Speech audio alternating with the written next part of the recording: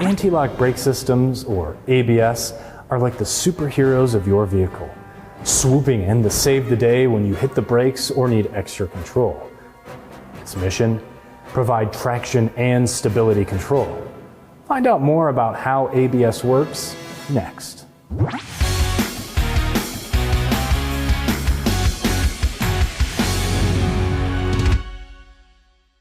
ABS plays a vital role in maintaining vehicle stability and control during braking.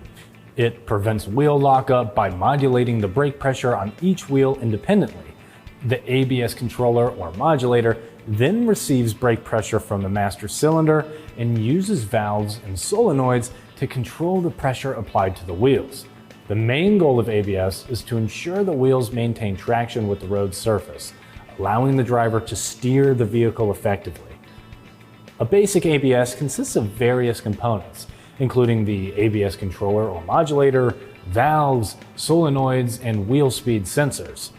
The ABS controller or modulator is the central component responsible for controlling the brake pressure, while valves and solenoids within the modulator regulate the pressures on each wheel.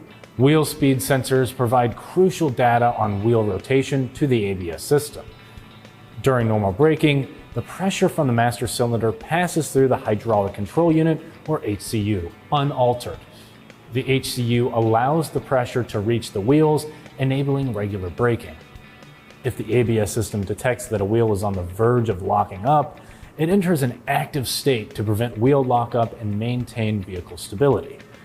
The ABS system achieves this by modulating the brake pressure on the affected wheel. When the system senses a locked wheel, it closes the inlet or isolation solenoid, preventing further pressure from reaching the wheel. The wheel may start to turn as a result, but if the wheel doesn't begin rotating, the outlet or dump valve opens to release the hydraulic pressure holding the wheel. This allows the wheel to rotate freely, preventing lockup. Mechanical issues with the HCU are relatively rare but still happen because debris, corrosion, or contaminated brake fluid can cause valve seats and pintles within the HCU to become stuck or not seat properly. If the inlet or isolation valve is stuck open, it only affects the ABS but doesn't impact regular braking. However, it may lead to a pulling condition during ABS activation. On the other hand, if an outlet or dump valve is stuck open in one circuit, it can cause a pulling condition during normal braking due to the loss of brake pressure at the wheel. To diagnose potential issues with solenoids or pumps, it is sometimes necessary to perform electrical testing. In some cases, accessing individual solenoids may be challenging, but using a scan tool with bidirectional control can help confirm the condition of the HCU. Most vehicles equipped with electronic stability control, or ESC, will have 12 valves or solenoids in the HCU, with 8 solenoids dedicated to controlling the wheels and 4 additional solenoids for blocking the master cylinder.